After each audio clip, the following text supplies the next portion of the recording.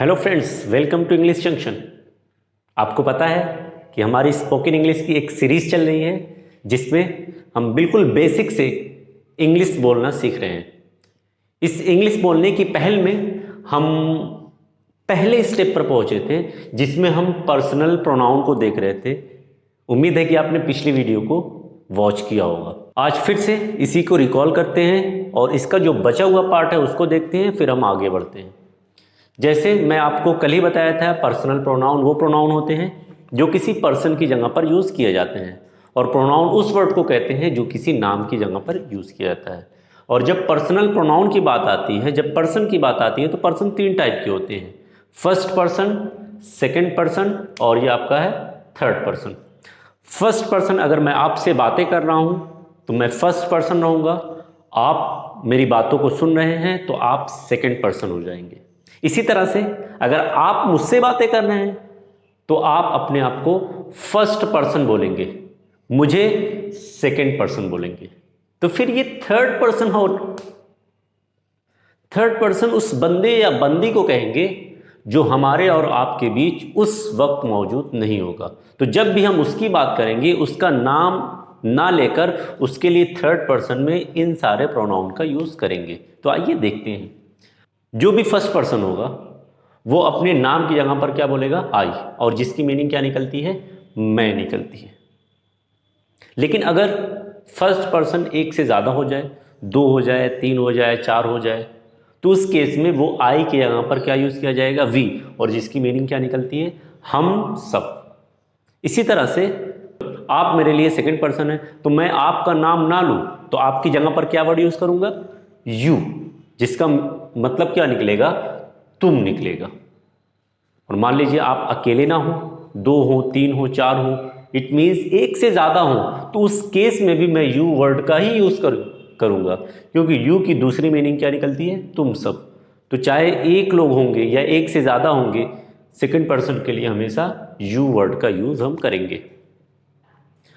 अब बढ़ते हैं थर्ड पर्सन की तरफ। अब थर्ड पर्सन के लिए तीन अलग अलग प्रोनाउन यूज़ किए जाते हैं। थर्ड पर्सन का नाम अगर हम ना लिए बगैर उसे कहना चाहते हैं तो उस केस में ये फाइंड आउट करना पड़ेगा कि वो मेल है या फीमेल। अगर वो लड़का होगा, अगर वो आदमी होगा, अगर वो मेल होगा, तो उस केस में हम उसे ही कहेंगे, जिसकी मीनिंग वाह निकलेगी। अगर वो लड़की होती है, कोई औरत होती है, कोई फीमेल होती है, तो उस केस में हम उसे शी वर्ड कहेंगे, जिसकी भी मीनिंग वाह ही निकलती। इट मीन्स मीनिंग सेम है बट इंग्लिश में वर्ड डिफरेंट यूज किए जा रहे हैं। तो जब किसी भी सेंटेंस में आपको ही लगा हुआ मिले तो आप जान जाइएगा किसी आदमी की बात हो रही है, किसी लड़के की बात हो रही है, किसी मेल की बात हो रही है।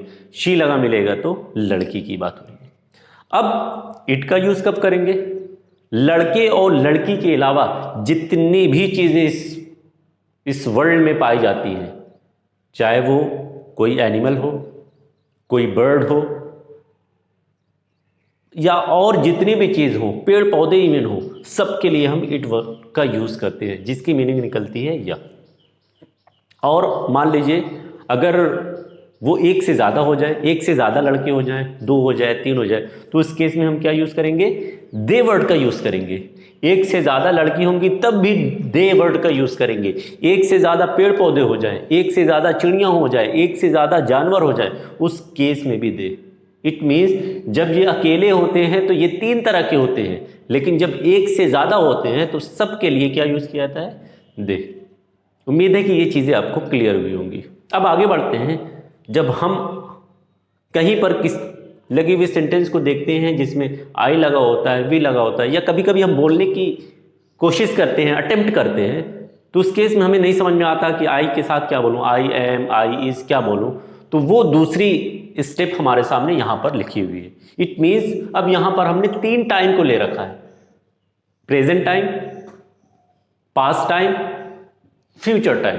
प्रेजेंट का मतलब वर्तमान समय, और वर्तमान समय के लिए हम इज, एम, आर तीन वर्ड का यूज करते हैं, जिसकी मीनिंग निकलती है।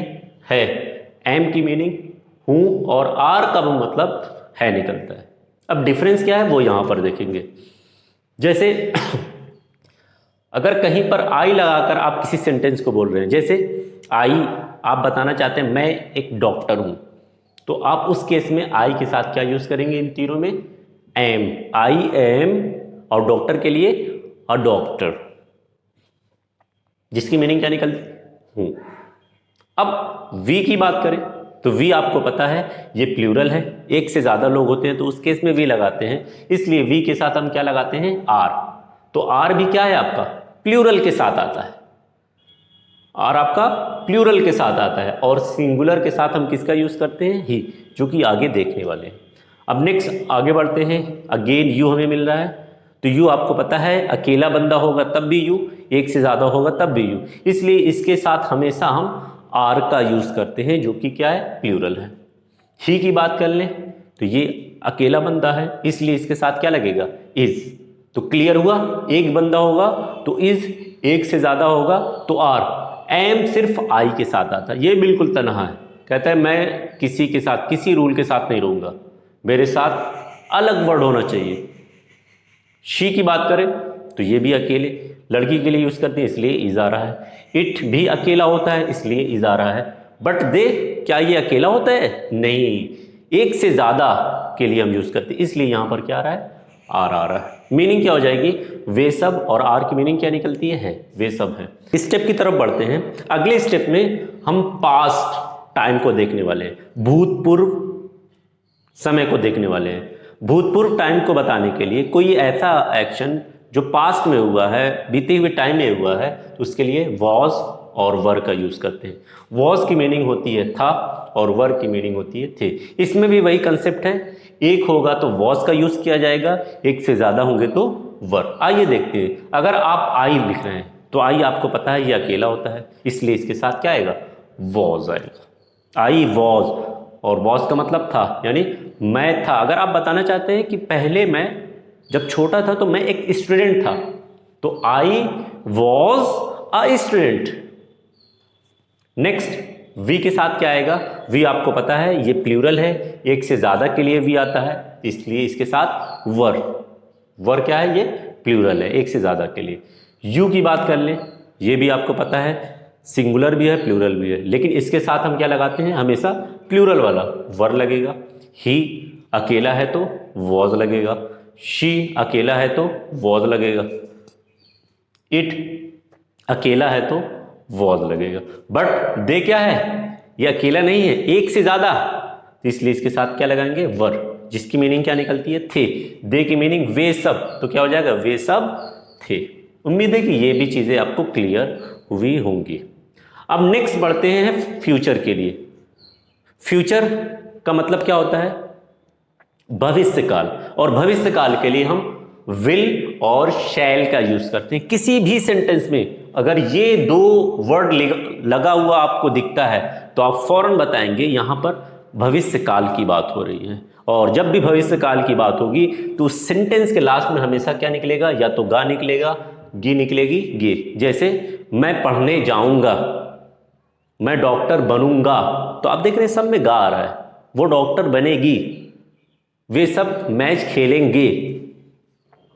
अब आई वी यहां पर जितने भी प्रोनाउन हमने ले रखे हैं उन सब के साथ विल या शैल में से किसी एक का यूज करते हैं। अगर मैं स्पोकन इंग्लिश की बात करूं जो मॉडर्न टाइम में यूज की जाती है तो सबके साथ हम विल का यूज करते हैं। बाकी और किस तरीके से इनका यूज होता है वो हम आगे आने वाले वीडियोस में देखेंगे। नेक्स्ट स्टेप की तरफ, जिसमें कुछ छोटे मोटे सेंटेंस की प्रैक्टिस करेंगे जो हमने सीखा है। जैसे पहला आपके सामने वाक्य है, मैं एक विद्यार्थी हूं, तो क्या बोलेंगे? मैं के लिए आप क्या सीखे थे? आई। उसके बाद आई के साथ क्या लगाते हैं? Am. I am a student, I am a student. दूसरा सेंटेंस है, तुम एक डॉक्टर हो, तो तुम के लिए हमने क्या सीखा था? यू, तो क्या बोला जाएगा? You are a doctor, you are a doctor. Next है, राज बीमार था, तो क्या हो जाएगा? राज वॉज, बीमार के लिए सिक, SICK, Raj was sick. Next है वे सब खुश थे। क्या आप इस सेंटेंस को बना सकते हैं? तो आइए मिलकर मेहनत करते हैं। वे सब के लिए हमने क्या सीखा था? दे। और थे के लिए क्या आता था? दे के साथ वर, दे वर। और खुश को क्या कहते हैं? जी हां, बिल्कुल सही कहा आपने, हैप्पी। They were happy. तो ये हो जाएगा दे वर हैप्पी। नेक्स्ट है वो ठीक है। अब वह के लिए हमने क्या सीखा था? वह के लिए हमने ही भी सीखा था और शी भी सीखा था। तो यहां पर है, इससे क्लियर नहीं हो पा रहा है कि लड़का है या लड़की है, तो हम ही भी लगा सकते हैं, शी भी लगा सकते हैं। तो ये हो जाएगा ही और उसके साथ इज, और ठीक के लिए फाइन। ही इज फाइन, या फिर ऐसे भी हम बोल सकते हैं शी इज फाइन। नेक्स्ट है वह चली जाएगी। एक फ्यूचर में, भविष्य काल में है। वह के लिए शी। अब उसके बाद क्या लगाएंगे? विल। और जाने को क्या कहते हैं? Go. She will go. She will go. अब यहां पर आपके लिए कुछ सेंटेंसेस है जो प्रैक्टिस पर्पज से आपको होमवर्क के लिए, जैसे मैं एक विद्यार्थी हूं, तो आई एम अ स्टूडेंट। मैं एक विद्यार्थी था, तो क्या हो जाएगा? आई was a student. I was a student. Next है तुम एक डॉक्टर हो, तो ये था क्या हमने सीखा था? You are a doctor. तुम एक डॉक्टर थे। अब पास्ट वाला आपको लगाना है। याद आ रहा है कि पास्ट में हमने क्या यूज किया था? वॉज और वर क्या लगेगा? राज बीमार है। यहां पर क्या था? राज बीमार था, पास्ट की बात हुई थी। यहां पर हमें किसकी करना है? प्रेजेंट की, वर्तमान काल की। वे सब खुश थे, लेकिन यहां पर क्या था? वे सब खुश हैं। सॉरी, दोनों जगह पर आ चुका है, तो यहां पर आप इसे है कर लेंगे। लास्ट है वह ठीक था। तो उम्मीद है कि आपको इस वीडियो से बहुत सारी चीज़ें सीखने को मिली होंगी। अगर ये वीडियो आपको पसंद आई है तो आपसे एक रिक्वेस्ट है, प्लीज़ वीडियो को लाइक कीजिए। अगर आप चैनल पर नए हैं तो चैनल को सब्सक्राइब कीजिए और अपने दोस्तों के साथ ज़्यादा से ज़्यादा शेयर कीजिए। इसी तरह से हंसते रहिए, मुस्कुराते रहिए और इंग्लिश को मज़े मज़े में सीखते रहिए। Thanks for watching.